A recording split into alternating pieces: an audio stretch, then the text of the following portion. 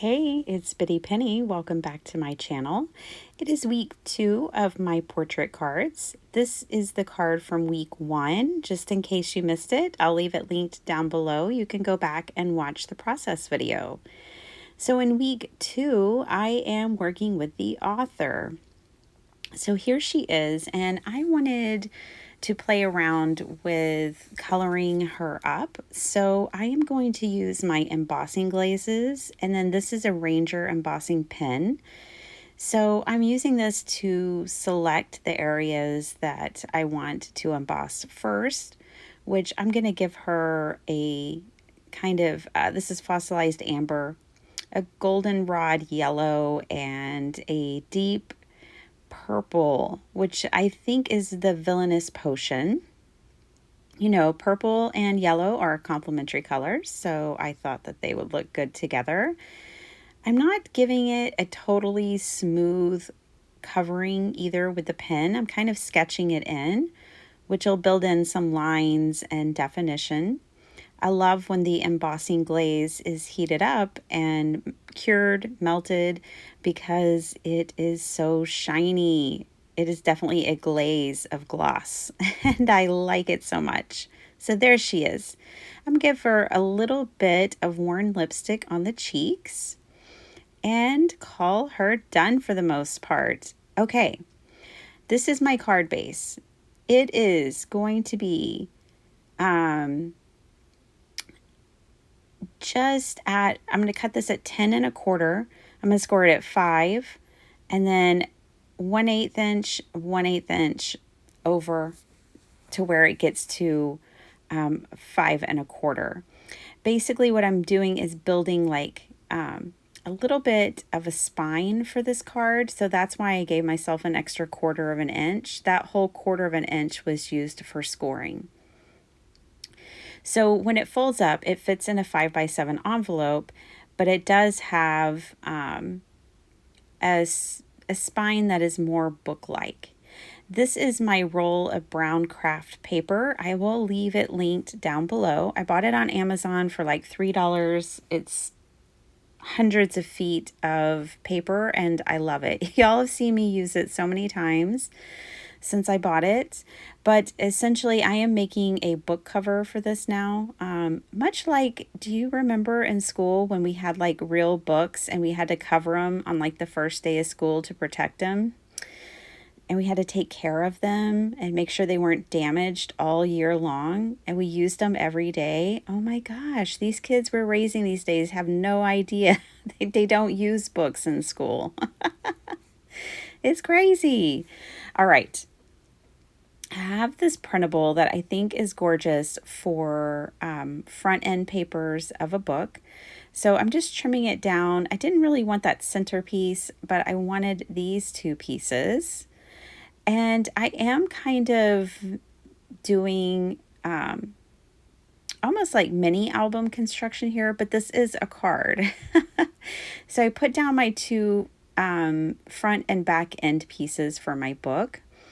I am going to cover that internal spine with a strip of scrap paper. And then I will build eventually a mini album spine.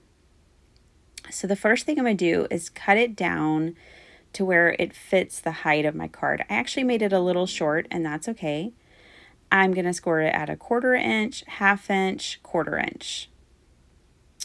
And the size of it didn't really matter. It was just a scrap because I'm only putting one raised level in it, you see. So it bends at that 1/2 inch, and then the 2/4 inches is what keeps it down on the paper. I'm going to use double-sided tape because I really need this to stay and stick. So I'm going to use double-sided tape to make sure that that happens. Sorry, I had to speed this video up so much, you guys. It was an hour and 10 minutes of filmed footage making this card. It is an intensive one, which is what makes this series so special, is that I really took my time making each card, making each one really special, and yeah, I hope that you're enjoying that about this series, because sometimes I just like to make fast cards. Okay, what I'm doing now is grabbing some scraps, and I am going to make some book spines. So since she's an author, I wanted there to be multiple books that her portrait is kind of on top of here. So I'm going to bring in my ink blending. I'm going to ink blend these pieces, and then I'm going to bring in some pens. I'm going to add details that mimic a spine of a book a bit more. So I have 3 gold Dollar Tree pens that I'm just adding, it's like the gold embossing that you see on books, just a little bit of detail. Or I should say metallic embossing, because only one of these is gold. The other is rose gold, and then one is silver. And I'm just doodling, really, you guys. Having fun. And then I'm going to reach into my hoard of stamps, and I will find some titles to put on these books.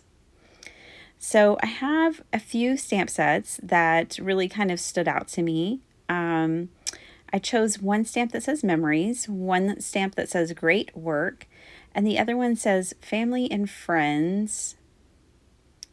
And then something else that I can't see, but you can see it. All right, let's get this front of this card done. I almost said book covers. I'm convinced it's a book and it's a card. It's a 5x7. All right, so I bring in my fabric Tim Holtz tape.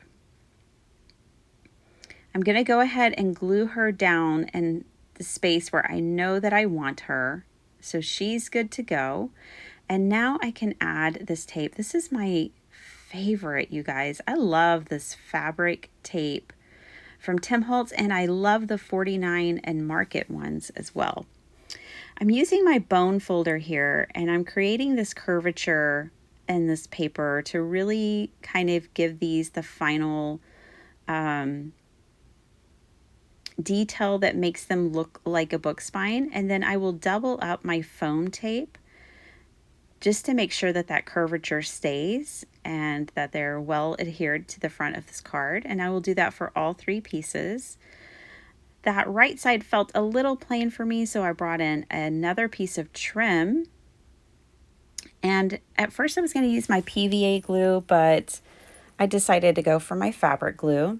Someone asked me recently what kind of glue I use. I use Lineco PVA glue. You can find it on Amazon. It's incredibly affordable, and it's just as good as all the favorite brands that all the card makers use and junk journalers.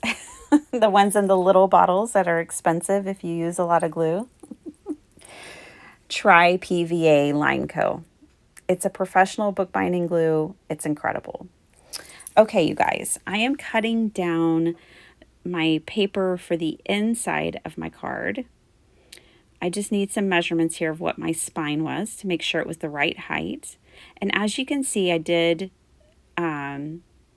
score it down the middle. I'm folding it in half, and it will tape onto that spine. But first, I want to cut out 2 holes, one on each side of this paper for a picture. So I'm kind of making this like a photo album. And I take this to my trimmer to trim out that center part where the pictures will go. I didn't want to use that die because that die cuts out a frame. So for this, I just needed to use the pencil, trace the inside to know exactly how big the opening should be. But then I do want to use the frame to put a frame around the opening. So this is some Tim Holtz metallic paper, and I'm using a nail file to scuff it up because it's my favorite way to use this paper.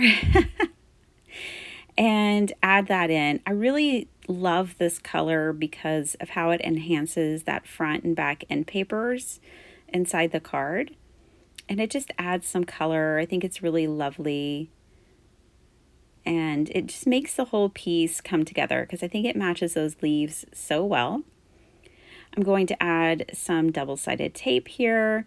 And the best thing to do if you're not too certain about this stage is to put wet glue on that double-sided tape because it gives you a little bit of wiggle room. But I've done this enough times, and being that it's just one, see here, I'm putting the wet glue on it. I feel pretty confident going into it that this won't be too bad. I had put double-sided tape already on that bottom edge so that it is a pocket. You definitely want to put that tape on the bottom edge first before you adhere it into your spine. I cut down a piece of paper that fits inside the pocket, and now I'm wanting to line everything up. So I put my paper in the pocket, and then now I put in this scrap piece of paper. I really want those flowers in like a specific position behind these three ladies who I'm imagining are like sisters, best friends. And this card is a birthday card.